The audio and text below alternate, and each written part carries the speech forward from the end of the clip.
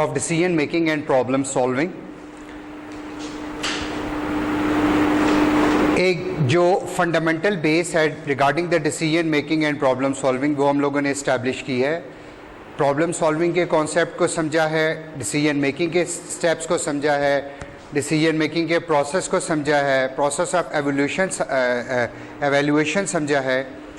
अब जो फर्स्ट आपको दो लेक्चर्स में जो आपकी फंडामेंटल बेस एक इस्टेब्लिश हो गई है, आई होप अगर आप लोगों ने मेरी स्लाइड्स को देखा होगा और मेरे लेक्चर्स को आपने प्रॉपरली सुना है, तो आज हम लोग जो बेसिक मकसद था उस बेस को बनाने का, that was the model development.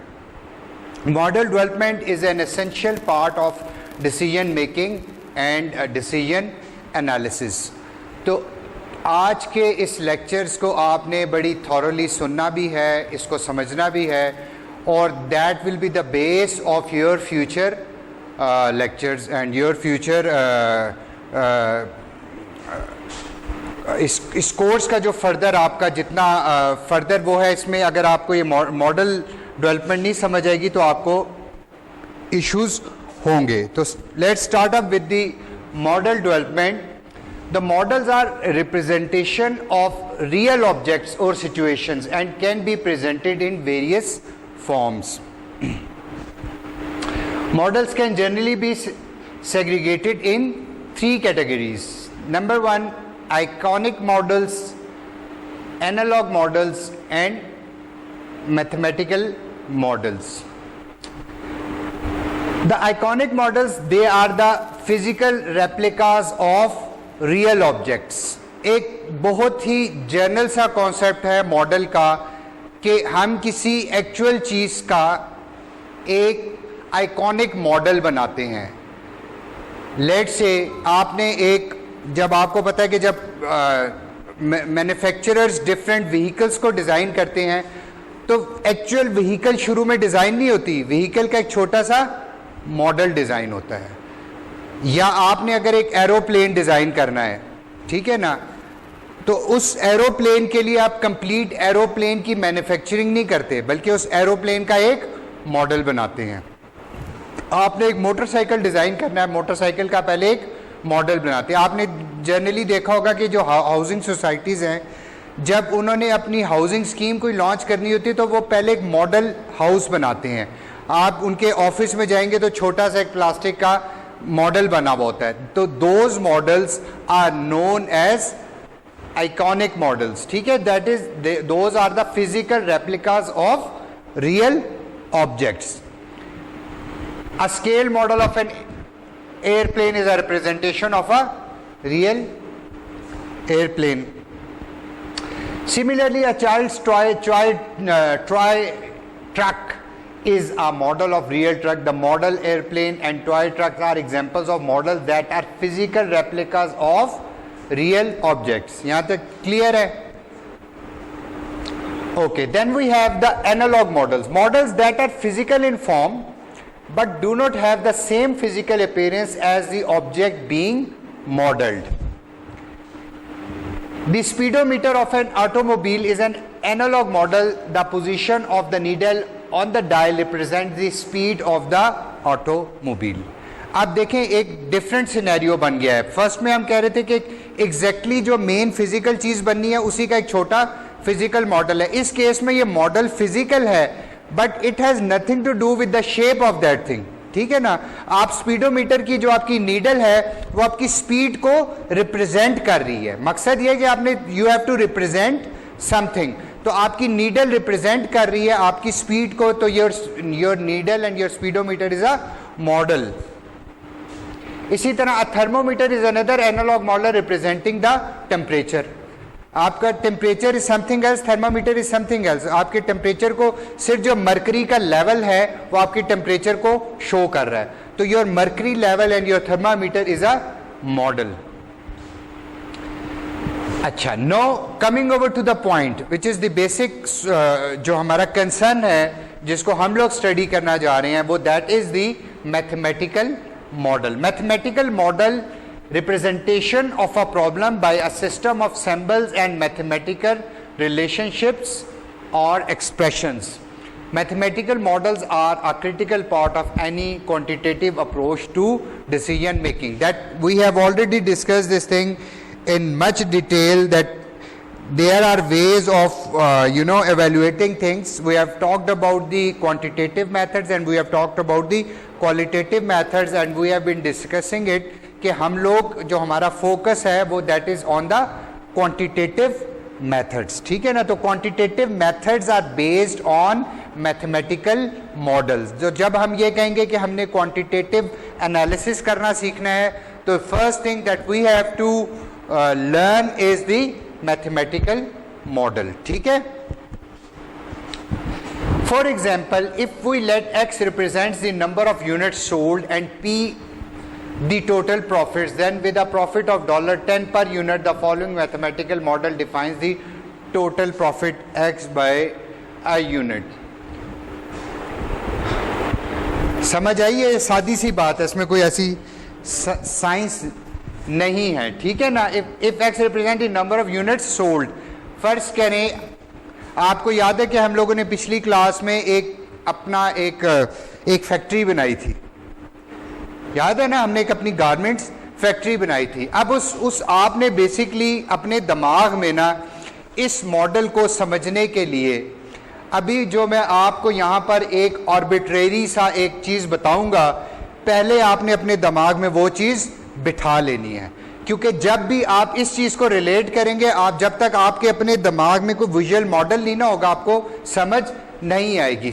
इसको समझें कि फर्ज करें कि ये हमारे पास एक we have a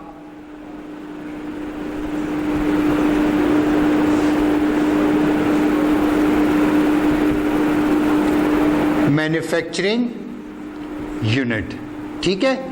this is our manufacturing unit. हम लोग प्रोड्यूस कर रहे हैं एक प्रोडक्ट को, ठीक है. We are producing a product here. अब इसमें कुछ इनपुट्स हैं आपकी और कुछ आपकी आउटपुट है. इस चीज को हम what will be the input, हम इसको स्टडी कर चुके हैं. इनपुट क्या होगी इसकी, व्हाट इज द इनपुट. आप एक मैन्युफैक्चरिंग यूनिट चला रहे हैं, गारमेंट्स बना रहे थे, यूनिफॉर्म बना रहे थे, तो input is the raw material, ठीक है ना. Input is your raw material. The thing that you must understand that this example is an ideal scenario example, और इसका मकसद ये है कि आप लोगों के दिमाग के अंदर सिर्फ एक पिक्चर बन जाए, जिस वक्त मॉडलिंग को आप इंप्लीमेंट कर रहे हो तो आपको थोड़ा सा जहन में हो. तो this is your input, is your raw material, and what is your output. Your output is your finished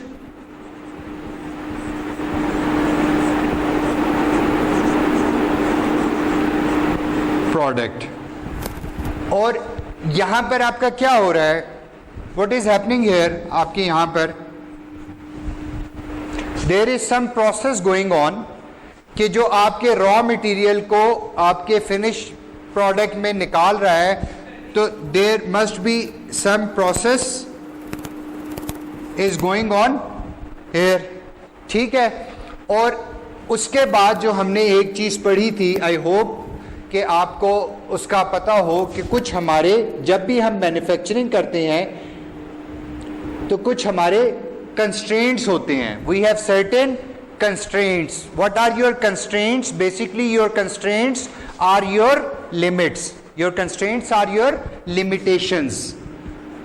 everywhere we have got some limitations. तो वी हैव सर्टेन कंस्ट्रेंट्स, और हमने पढ़ा था दीज आर अनकंट्रोलेबल वेरिएबल्स. याद है आपको, कुछ याद है? Uncontrollable, there are certain variables which are uncontrollable and there are certain variables which are controllable variables. अब फर्ज कीजिए कि हमारी जो प्रोडक्शन कैपेसिटी है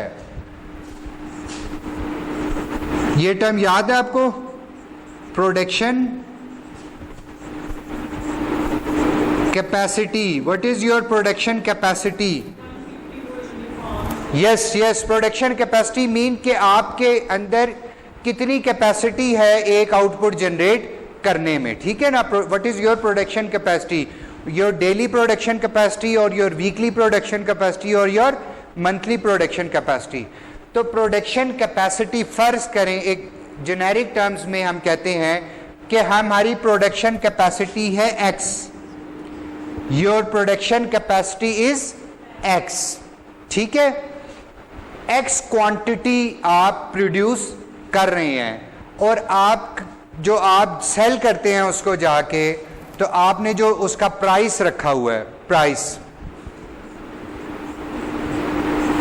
वो रखा हुआ है $10 पर यूनिट, $10 पर यूनिट, ठीक है ना. The following mathematical model define the profit earn by the. अब आपको प्रॉफिट कितना हो रहा है फिलहाल जो आपके पास आ रहा है? Basically this is not the profit, but you आपको इसमें से कॉस्ट इफेक्ट माइनस करेंगे तो प्रॉफिट आएगा. लेकिन right now for the simplicity आपकी जेब में कितना आ रहा है? आपने एक्स यूनिफॉर्म बनाए, आपने $10 का एक यूनिफॉर्म भेजा, तो आपका 10x is your profit. 10x is your profit. Now what ever is going on here, हमने इसको एक मैथमेटिकल मॉडल के अंदर इसको रिप्रेजेंट किया. तो this is the minus the सबसे छोटा तरीन जो हमारी मॉडलिंग है, मैथमेटिकल मॉडलिंग है, इसकी सबसे छोटी तरीन इक्वेशन है कि this is something like that. ठीक है, यहां तक आपको समझ आ गई है? Okay. The purpose or value of any model is that it enables us to make inference about the real situation by studying and analyzing the model. देखें, हम एक प्रोडक्शन यूनिट बनाने जा रहे हैं. ओके, एक production unit involves a huge amount of money. ठीक है ना. आपने एक प्रोडक्शन यूनिट लगाना है, उसमें आपको इंफ्रास्ट्रक्चर लगाना है. ठीक है ना. सबसे पहले आपको क्या चीज़ चाहिए? इंफ्रास्ट्रक्चर चाहिए. फिर आपको क्या चीज़ चाहिए? मशीनरी चाहिए. फिर आपको इक्विपमेंट चाहिए, आपको टूल्स चाहिए, उसके बाद आपको लेबर चाहिए. तो ये आपकी कुछ फिक्स्ड कॉस्ट होगी, आपकी कोई वेरिएबल कॉस्ट होगी. तो आप ऐसा नहीं कर सकते कि जब तक आप उसको मैथमेटिकली क्वांटिटेटिवली स्टडी ना कर सकें कि मुझे मेरी इन्वेस्टमेंट इंफ्रास्ट्रक्चर पे कितनी होगी, मेरी इन्वेस्टमेंट मशीनरी पे कितनी होगी, मेरी इन्वेस्टमेंट जो है एम्प्लॉयज़ पे कितनी होगी, और मैं इन चीज़ों के साथ मेरी प्रोडक्शन कैपेसिटी मैक्सिमम क्या होगी, मेरे कंस्ट्रेंट्स क्या होंगे. जब आपको ये पता, ऑलरेडी आपको पता चल जाएगा कि आपके ये कंस्ट्रेंट्स हैं, ये आपकी प्रोडक्शन कैपेसिटी है, ये आपकी कॉस्ट इफेक्ट है. तो आप जब उसको मैथमेटिकली मॉडल करके कैलकुलेट कर लेंगे तो आपको अंदाज़ा हो जाएगा कि मेरे लिए ये चीज़ करना फिजिबल है या फिजिबल नहीं है. आप अगर कैलकुलेट करके देखो, आपको अंदाज़ा हो कि यार जो मार्केट है, मार्केट के अंदर जो मैक्सिमम मेरी प्रोडक्ट की प्राइस है, जो मेरे कंपटीटर्स हैं उनके हिसाब से देखें तो मैक्सिमम मैं 200 रुपीज़ में सेल कर सकता हूँ. और आपको पता चले कि आपका रॉ मटेरियल जितना एक्सपेंसिव है या आपकी जो प्रोडक्शन कॉस्ट है वो जितनी एक्सपेंसिव है, आपको वो 210 रुपीज़ में एक पीस पड़ रहा है. तो डेफिनेटली अब आपको अंदाज़ा होगा कि अगर एक 210 रुपीज़ मेरी प्रोडक्शन कॉस्ट आ रही है और मेरी कंपटीटर्स उस प्रोडक्ट को ऑन एवरेज 200 में बेच रहे हैं, तो मेरे लिए ये चीज़ करना फिजिबल नहीं है. ठीक है. For example, an airplane designer might test an iconic model of a new airplane in a wind tunnel to learn about the potential flying characteristics of the full airplane. पूरा एयरप्लेन नहीं बनाया, model बनाया, उसको air tunnel के अंदर देखकर उसकी aerodynamics check कर रहे हैं. ठीक है ना. तो that is an easiest way and that is the cheapest way of doing it. अब आपके लिए it is not practically not possible कि आप एक पूरे का पूरा एयरप्लेन बना के उसको टेस्ट करें, ठीक है। Similarly, a mathematical model may be used to make inference about how much profit will be earned if a specific quantity of particular product is sold. That is what I was talking about. Inference, you know, the concept of inference is something you calculate or you anticipate. ठीक है ना, you forecast certain things. In general, experimenting with models requires less time and is less expensive than experimenting with the real object or situations.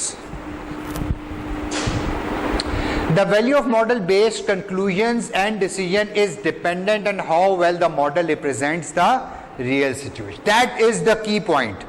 आपका model जितना perfect है, जो जितने उसके real scenario को रिप्रेजेंट कर रहा है, उसके सारे के सारे जो इंटरनल एक्सटर्नल एनवायरमेंटल फैक्टर्स हैं, अगर आपने सारे के सारे कंसीडर कर लिए हैं, ठीक है, तो इसका मतलब ये है कि आपने उस मॉडल को उतना अच्छा बनाया। मे बी आप एक प्रोडक्शन हाउस के लिए रॉ मटेरियल की कैलकुलेशंस भी कर रहे हैं, प्रोडक्शन कॉस्ट की कैलकुलेशन भी कर रहे हैं, इसकी भी कैलकुलेशन करें, लेकिन अगर आपके कुछ एनवायरमेंटल फैक्टर्स हैं उनको आप नहीं देख रहे, ठीक है, आपके कुछ एनवायरमेंटल फैक्टर्स हैं, आपने उसको मॉडल में शामिल नहीं किया।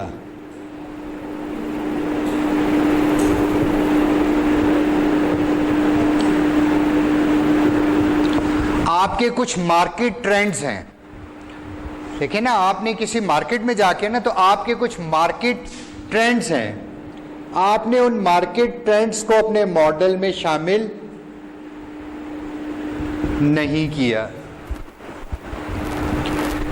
तो आपको सारे के सारे कॉन्टेक्सचुअल फैक्टर्स, सारे के सारे कॉन्टेक्सचुअल फैक्टर्स, सारे के सारे कंट्रोलेबल वेरिएबल्स, सारे के सारे अनकंट्रोल वेरिएबल्स, जब तक आप हर चीज़ को कैलकुलेट करने में इक्वेशन में नहीं लाएंगे, आपका मॉडल परफेक्ट नहीं होगा, और जितना मॉडल परफेक्ट होगा उतनी वो आपको एक्चुअल कैलकुलेशन करके देगा।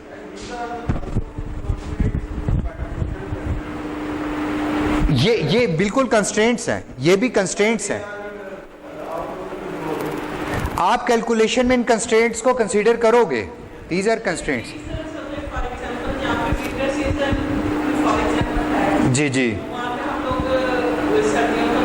हाँ जी, बिल्कुल बिल्कुल ऐसे ही है, बिल्कुल ऐसा है, बिल्कुल ऐसा है, ठीक है ना। फिर आपके पास बाज़ औक़ात ऐसा होता है, हमारे मुल्क में तो ये ट्रेंड नहीं है, लेकिन बाहर ये ऐसा होता है कि कुछ इंडस्ट्री के ऊपर उन्होंने ये लगाया होता है कि आपने ग्रीन प्रोडक्शन करनी है, ठीक है ना। अब आपके ऊपर ये एक एक्सटर्नल प्रेशर है कि अब आपने मशीन लेते हुए, ठीक है ना, आपने अपने प्रोसेसेस को डिज़ाइन करते हुए, आपने अपनी वेस्ट मैनेजमेंट करते हुए इस चीज़ को ख्याल करना है कि हमने ग्रीन प्रोडक्शन करनी है, ठीक है ना। हमारा जो वेस्ट है वो हमने उसको इस तरीके से उसको डिस्पोज ऑफ करना है कि वो इन्वायरमेंट को ख़राब ना करे, तो ये आपके ऊपर एक इन्वायरमेंटल है। फिर देखें, कुछ आपके ऊपर गवर्नमेंट के प्रेशर्स होते हैं, कुछ गवर्नमेंट ने आपको कुछ लॉज के अंदर वो किया हुआ होता है, तो ये आपका जो गवर्नमेंट के लॉज और आपकी पॉलिसीज़ हैं जिसके अंदर आप काम कर रहे हो, ठीक है ना। आप देखें, आपने एक मैन्युफैक्चरिंग यूनिट लगाया है, तो आप किसी मैन्युफैक्चरिंग इंडस्ट्री का हिस्सा हैं, वो मैन्युफैक्चरिंग इंडस्ट्री आगे से किसी एक बड़ी ऑर्गेनाइजेशन का हिस्सा है, तो आपके ऊपर कुछ ऊपर से भी रूल्स एंड रेगुलेशंस लग रहे हैं, तो that is your external factors.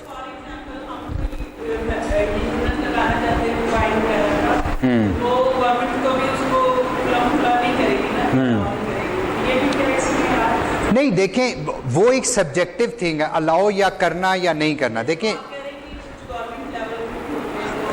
देखें गवर्नमेंट लेवल पे हम उन देखें वो प्रोसीजरल एनॉमलीज है ना, या जो प्रोसीजरल चीज़ें हैं उसको हम मॉडल में नहीं कंसीडर कर रहे, हम मॉडल में क्वांटिटेटिव चीज़ों को कंसीडर कर रहे हैं। लेट्स से कि अगर गवर्नमेंट ने एक स्पेसिफिक टैक्स लगाया हुआ है कि आप हर चीज़ के ऊपर इतना टैक्स पे करेंगे, ठीक है ना, या आपने अपनी इंडस्ट्री को इस्टेब्लिश करना है तो फलां जगह रजिस्ट्रेशन करानी है, उस पर इतना आपका एनुअल एक्सपेंडिचर आएगा। हम क्वांटिटेटिव फैक्टर्स को देख रहे हैं, जो हमारे एडमिनिस्ट्रेटिव फैक्टर्स हैं या प्रोसीजरल एनॉमलीज हैं उसको हम इस मॉडल में कंसीडर नहीं कर रहे, ठीक है ना। अच्छा, when initially considering a managerial problem, we usually find out that the problem definition phase leads to a specific objective such as maximization of profit or minimization of cost and possibly a set of restrictions or constraints such as production capacities. देखें ये चीज़ें already इस पर discussion हो चुकी है. Generally हमारे कुछ ऑब्जेक्टिव्स होते हैं और जनरली हमने देखा है कि हमारे ऑब्जेक्टिव्स क्या हैं. देखिए इस चीज़ को एक कॉन्सेप्ट को यहाँ पर मैं आपको क्लियर कर दूँ. लेट से हमारा जो ऑब्जेक्टिव है, हमने एक चीज़ पढ़ी थी, हमारा ऑब्जेक्टिव फंक्शन, ठीक है ना.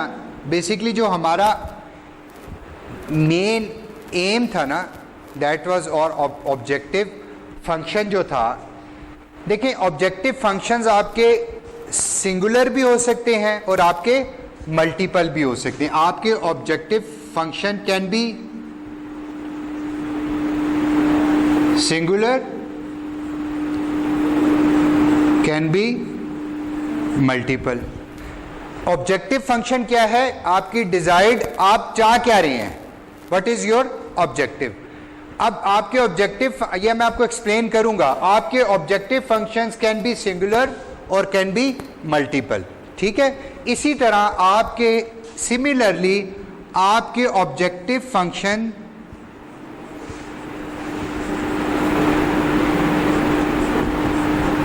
क्वांटिटेटिव भी हो सकते हैं और आपके ऑब्जेक्टिव फंक्शन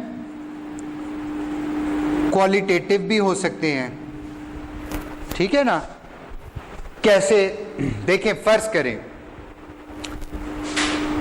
ऑब्जेक्टिव फंक्शन आपका, फर्ज करें ये है, this the only objective function that you have कि मैंने 100 यूनिट्स पर डे बनानी है. अगर आप सिर्फ इस चीज को आप कह रहे हैं वाहिद चीज जो मैं चाहता हूं, आई वांट टू, एक मोटर बाइक की फैक्ट्री है, उनका ऑब्जेक्टिव फंक्शंस ये हैं कि वो कहते हैं हमने 100 मोटरसाइकिल्स पर डे प्रोड्यूस करने हैं. That is their objective function. That is a singular objective function, ठीक है. But the singular objective functions, it is very hard to work with a singular multiple objective function. देखें कैसे हो सकती है. Multiple objective function ये हो सकता है कि फर्ज करें कि आप ये कहते हैं कि जो मैंने नंबर 1, आप कहते हैं कि मैंने अपनी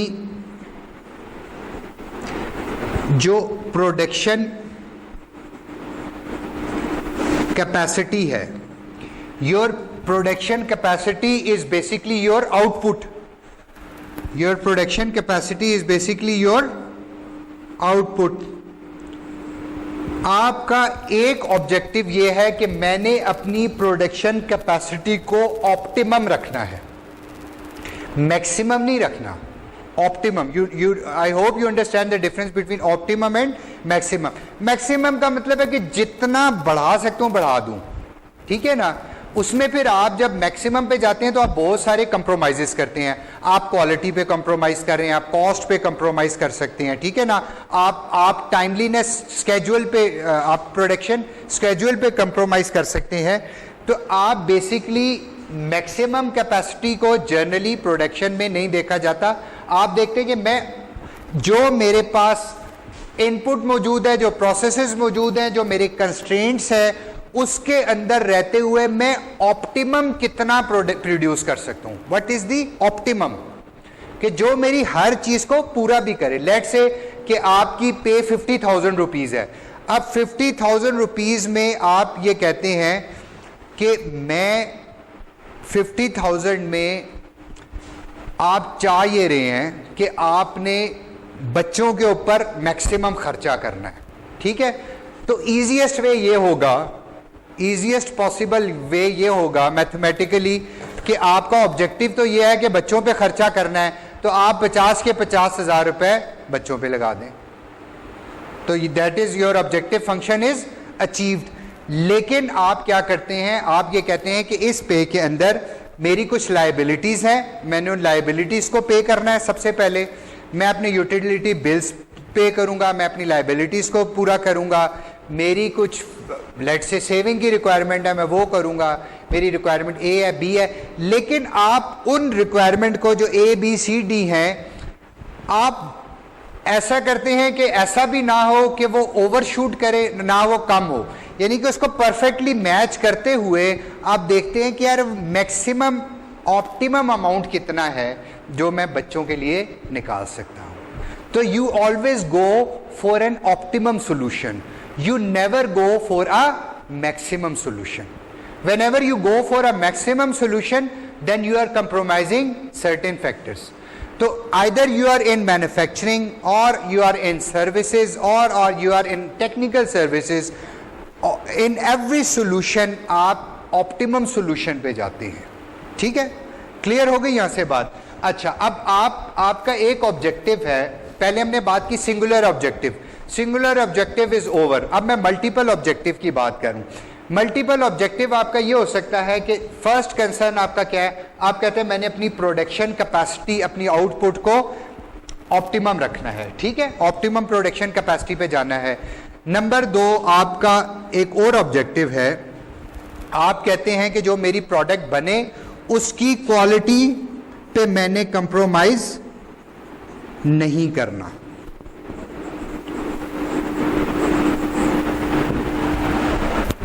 देखिए, this is a thing where you are competing with your competitors, कि आपने भी एक आपकी भी प्रोडक्ट मार्केट के अंदर आई, मैन्युफैक्चरर बी की भी आई, सी की भी आई, डी की भी I. No, the competition is कि आपकी प्रोडक्ट क्या है, what is your quality of product. तो it is not only the question of having a product optimum production capacity, what is the use of optimum production capacity if your product is low quality. So this cannot be the only concern. There is another concern कि खाली चीज को maximum बनाना नहीं है optimum level पे, बल्कि उसकी production quality को भी अच्छा रखना है। ठीक है, there is another concern, what is that, आपने जो एक बहुत चीज का ख्याल रखना है, you have to be cost effective. देखिए, cost effectiveness is something very critical.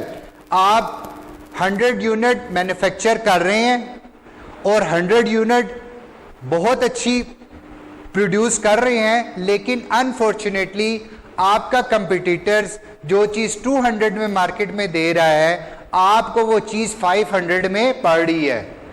आप 400 450 रुपए में प्रोड्यूस कर रहे हो, मैन्युफैक्चर कर रहे हो, क्यों? आपने उसकी क्वालिटी पे कंप्रोमाइज नहीं किया है, आपने क्वालिटी बहुत अच्छी बनाई है। तो आप, there is a trade off between the product quality and cost effectiveness. अब कॉस्ट इफेक्टिवनेस भी आपने अचीव करनी है। कॉस्ट इफेक्टिवनेस आप बहुत सारे तरीकों से अचीव कर सकते हैं। फर्ज करें main source is your raw material. आप ये देखेंगे कि जहां से आपको रॉ मटेरियल मिल रहा है, आपका सप्लायर ए भी है, सप्लायर बी भी है, सप्लायर सी भी है, तो आप ये देखते हैं कि मेरा कौन सा, without compromising on a threshold quality level, आप एक ये डिसाइड कर लेते हैं कि इस क्वालिटी लेवल से मैंने नीचे नहीं जाना। लेकिन आप ये आप मार्केट को सर्च करते हैं कि कहाँ से मुझे क्वालिटी उसी क्वालिटी में मुझे ज़्यादा कॉस्ट इफेक्टिव चीज़ मिल रही है। मे बी आपका सप्लायर ए जो आपके एक बैच के 5000 रुपीज़ डिमांड कर रहा है, वो चीज़ आपको मार्केट में 3000 में अवेलेबल हो रही हो। ठीक है, तो you always search for a better procurement option, number 1। Number 2, बाज़ औक़ात आप देखते हो कि हम लोग बल्क प्रोक्योरमेंट करते हैं। बल्क प्रोक्योरमेंट का फ़ायदा ये होता है कि वो आपको कॉस्ट इफेक्टिव पड़ जाती है। वो आपको कहता है कि अगर आप 5 रोल लेंगे या 10 रोल लेंगे गारमेंट उसके कपड़े के, तो मैं आपको 500 पर यूनिट दूंगा, लेकिन अगर आप मेरे से इकट्ठे 50 ले लेते हैं तो मैं आपको 30 पर यूनिट दे दूंगा। You always, sometimes you go for a bulk procurement. ठीक है, समझ आ रही है आपको? तो आप कॉस्ट इफेक्टिवनेस अचीव कर रहे होते हैं बेटर प्रोक्योरमेंट से भी, फिर देखें आपका manufacturing process, I don't know मैंने आपको वो चीज़ मैं भूल गया हूँ, मैंने आपको बताई है या नहीं बताई, कि आपको बेसिकली आप ये चाहते हैं कि जो आपकी आउटपुट जाए, आपका फॉल्ट रेट कम से हमने फॉल्ट रेट पे बात की थी, फॉल्ट रेट आपका कम से कम हो। तो फॉल्ट रेट आपका कैसे कम हो सकता है, आप अपने फॉल्ट रेट को कैसे नीचे, देयर आर वेरियस फैक्टर्स के आप अपने फॉल्ट रेट को कैसे कम कर सकते हैं। ठीक है, फॉल्ट रेट कैसे कम होता है?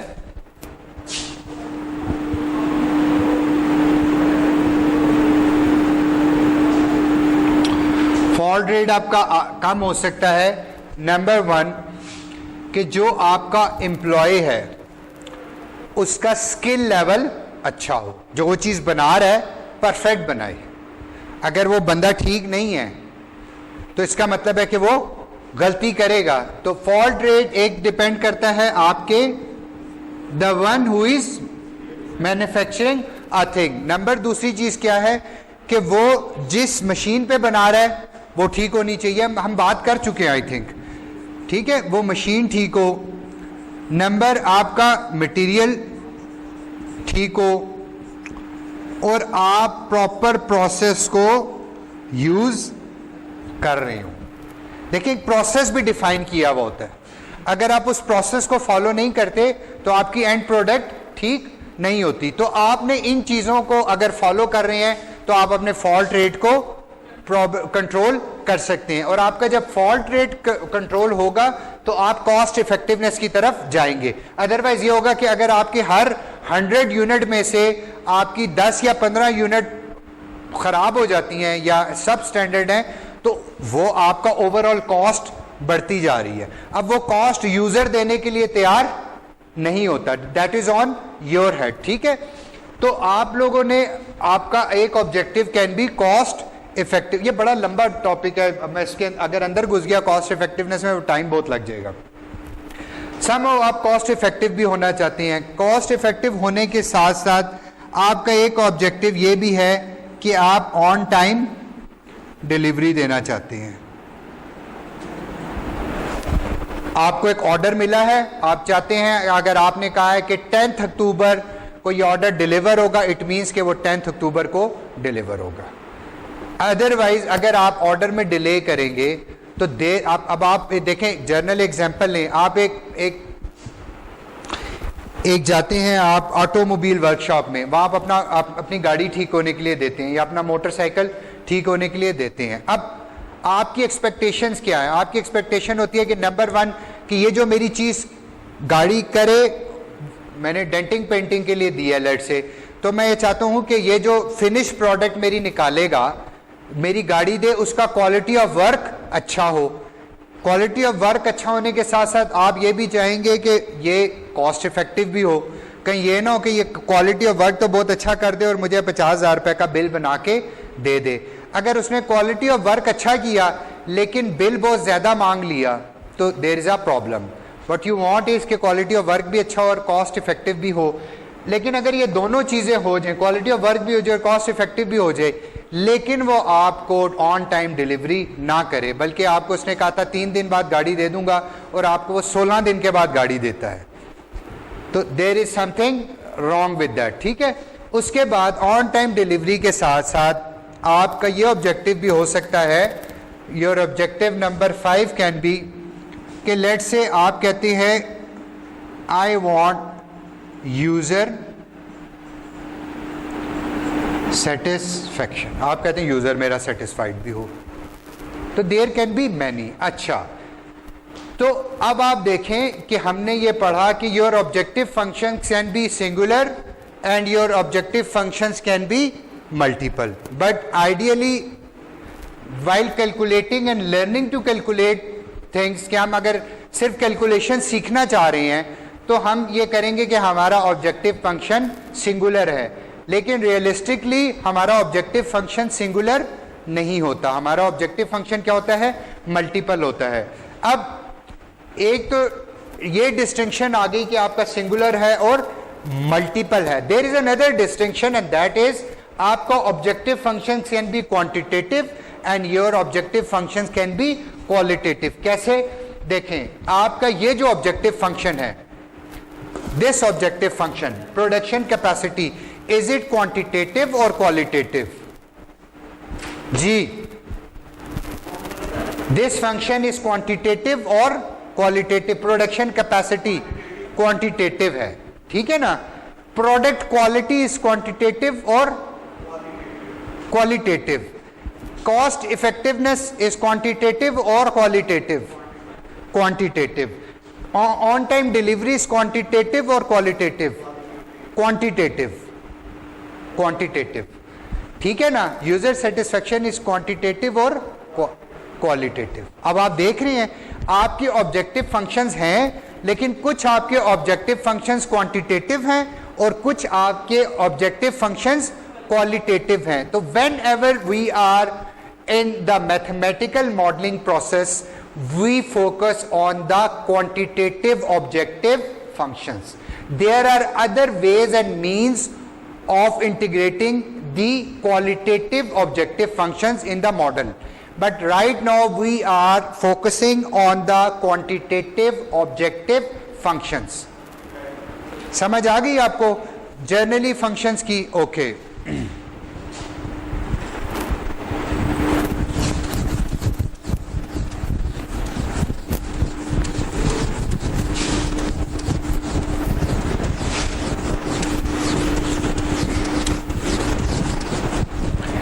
ये जो स्टूडेंट्स एब्सेंट हो रही हैं क्लास में, ये मैं आपको एक वार्निंग पहले दी है, आपको सेकंड वार्निंग दे रहा हूं। अगर आपकी attendance is less than 75, you will not be allowed to sit in the mid terms और द एंड टर्म्स। तो ये आप काइंडली जो students other than the DL students, जो स्टूडेंट फिजिकल क्लासेस के लिए इनरोल्ड हैं, वो काइंडली अपने आप को एब्सेंट किसी भी सूरत में ना करें। Please come in the class on the time. Okay,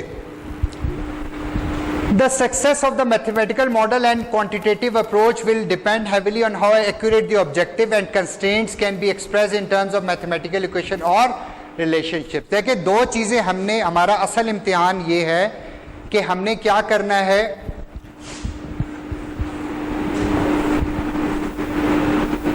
ये वही मॉडल बना रहा हूं, हमने ये चीज है हमारा ऑब्जेक्टिव फंक्शन। देखिए, ऑब्जेक्टिव ऑब्जेक्टिव है, ऑब्जेक्टिव फंक्शन से कंफ्यूज होने की जरूरत नहीं है। Objective is your objective. Objective function हम इसलिए इसको कहते हैं कि हम इसको in terms of mathematical equation लिखेंगे तो वो ऑब्जेक्टिव फंक्शन कहलाएगा। This is your objective function and these are your constraints. These are your constraints. अब अगर आपने इन दो चीजों को हैंडल कर लिया, ऑब्जेक्टिव फंक्शन एंड कंस्ट्रेंट्स, इनको अगर आपने मैथमेटिकल इक्वेशन में या मैथमेटिकल आपने इसको प्रॉपरली, इसको ऑब्जेक्टिव फंक्शंस को और कंस्ट्रेंट को आपने मैथमेटिकल रिप्रेजेंटेशन जितनी परफेक्टली दे देंगे उतना परफेक्ट आपका मॉडल बनेगा। ठीक है,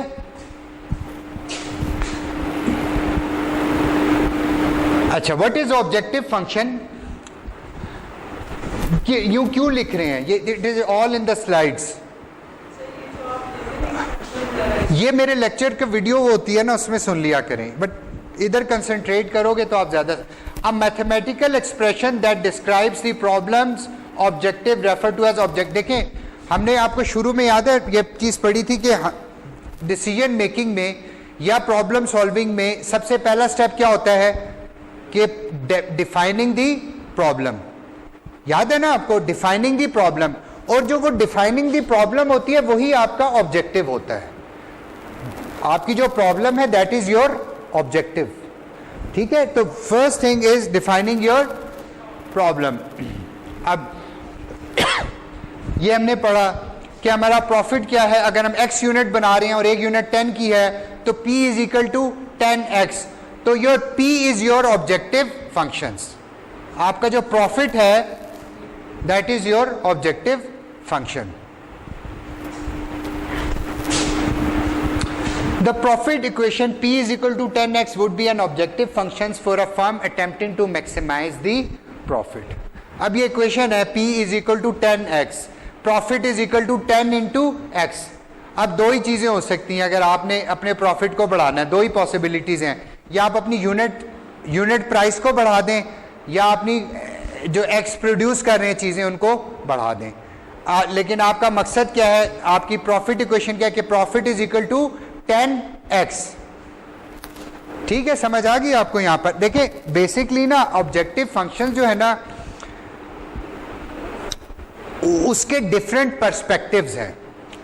अब किसके पर्सपेक्टिव से हम देख रहे हैं? हम एक मैनेजरियल पर्सपेक्टिव से देख रहे हैं। देखिए कस्टमर के लिए ऑब्जेक्टिव फंक्शंस डिफरेंट हैं, जो एक कस्टमर है ना उसके लिए ऑब्जेक्टिव फंक्शंस डिफरेंट हैं।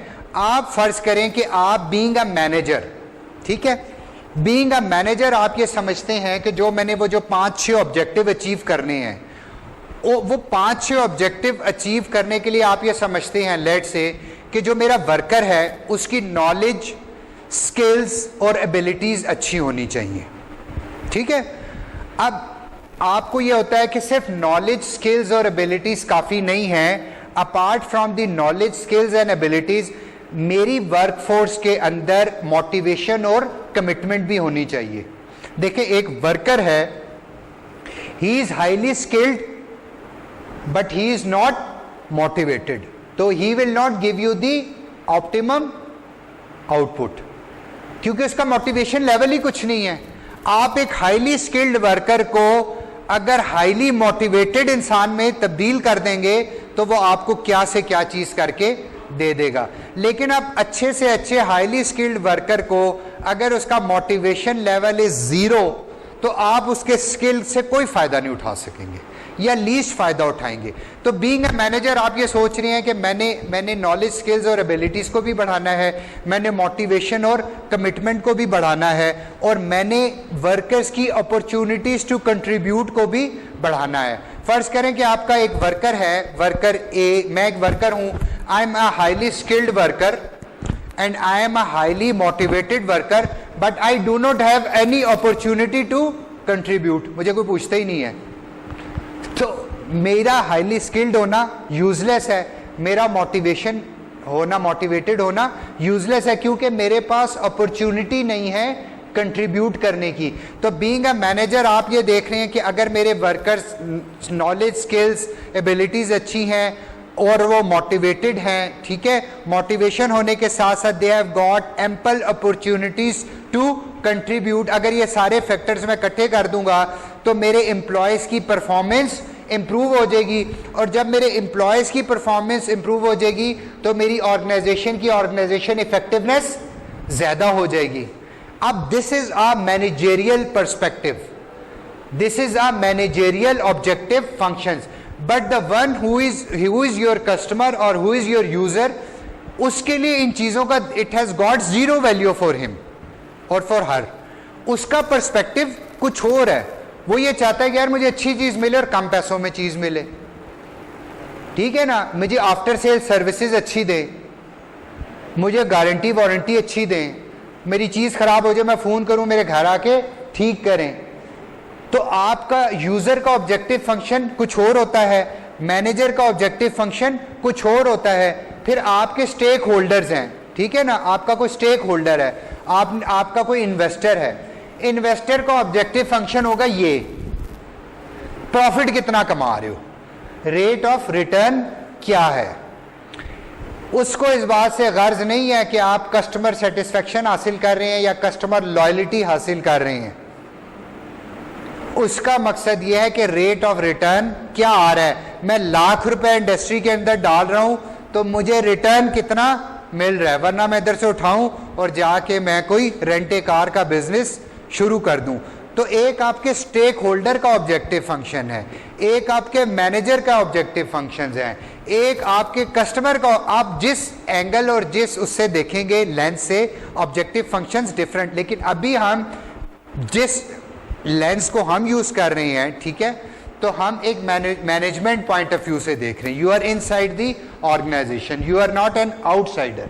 ठीक है, तो this was just for the understanding कि हमारा ऑब्जेक्टिव फंक्शन मैथमेटिकली कैसे लिखा जाता है.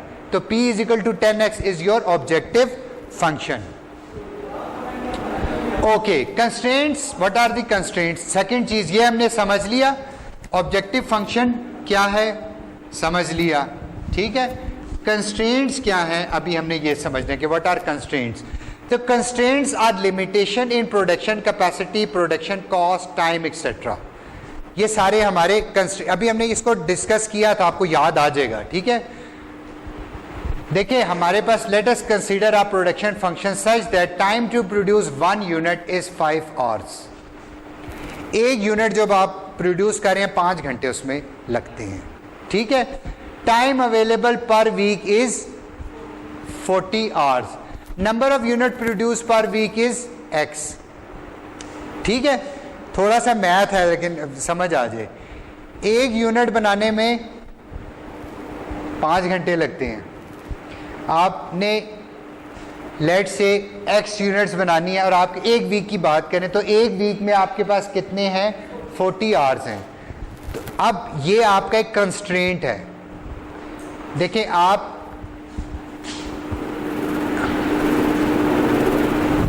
वीक में इतनी यूनिट्स ही बना सकते हैं ना. एक यूनिट में 5 घंटे लगते हैं और आपने वीक में x यूनिट्स बनानी है. तो हमें नहीं पता x क्या है, लेकिन हमें यह पता है कि हम एक वीक के अंदर 5x यूनिट्स ही बना सकते हैं. 5x unit time, total time कितना लगेगा? अगर हम x यूनिट्स बनाएंगे और हर यूनिट पे 5 आवर्स लग रहे हैं तो 5x हमारा एक वीक में टाइम लगेगा. अब हमारा कंस्ट्रेंट ये है कि इस टाइम को should be less than 40 hours. वजह कि हमारे पास टोटल आवर्स ही 40 हैं. टोटल आवर्स ही 40 हैं. तो हमें इस 5x को लेस देन और इक्वल टू 40 रखना है. दिस इज और कंस्ट्रेंट.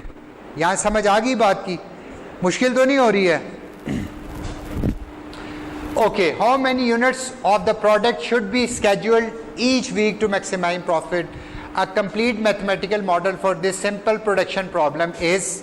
सादा तरीन प्रॉब्लम है ये, इससे ज्यादा इजी प्रॉब्लम नहीं हो सकती. ऑब्जेक्टिव फंक्शन क्या था? p is equal to 10x.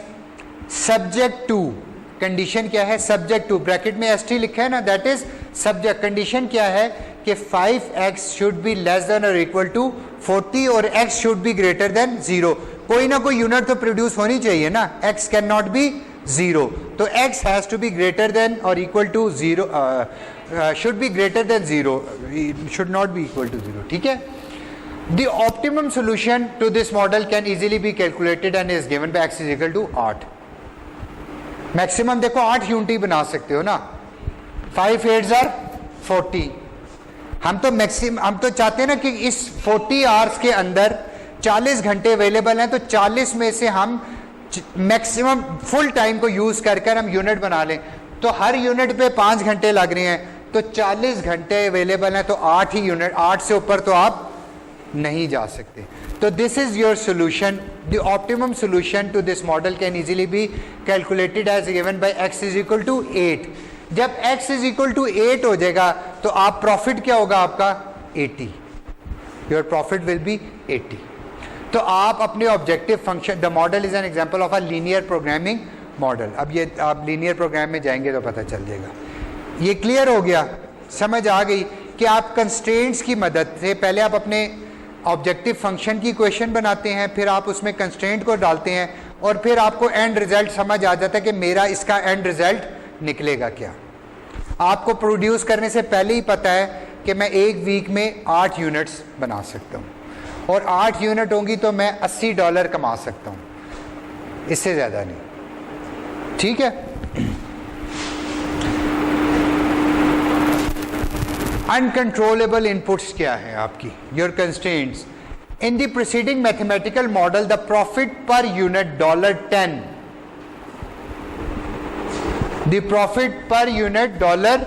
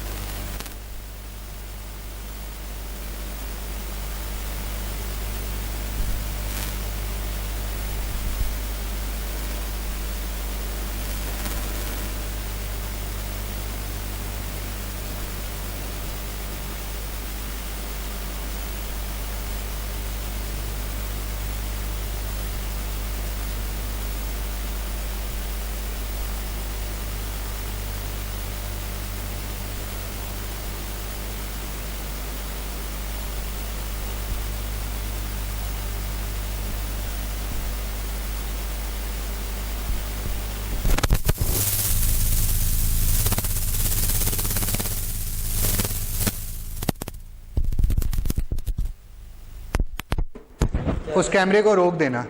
वो चाह रहे बैकअप होता है जब बैटरी हो जाती है ना, आधा घंटा ये चलती है। नहीं, मैं ये कह रहा हूँ वो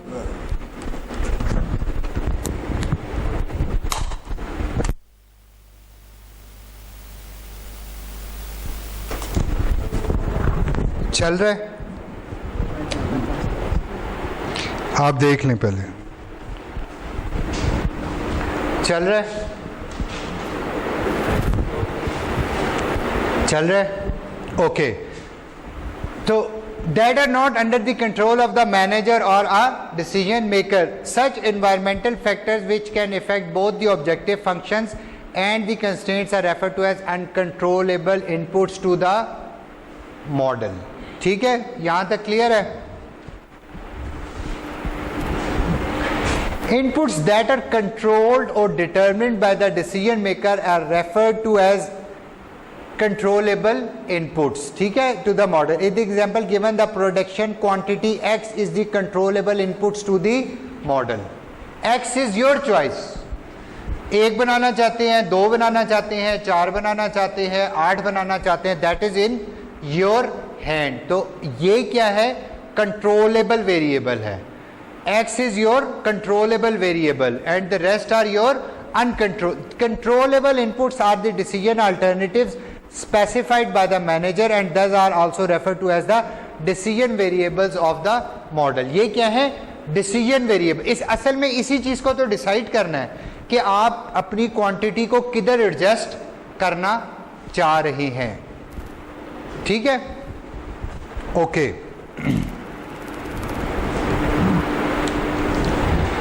Once all controllable and uncontrollable inputs are specified, the objective functions and the constraints can be evaluated and the output of the model determined. In this sense, the output of the model is simply the projection of what would happen if those particular environmental factors and decisions occurred in the real scenario.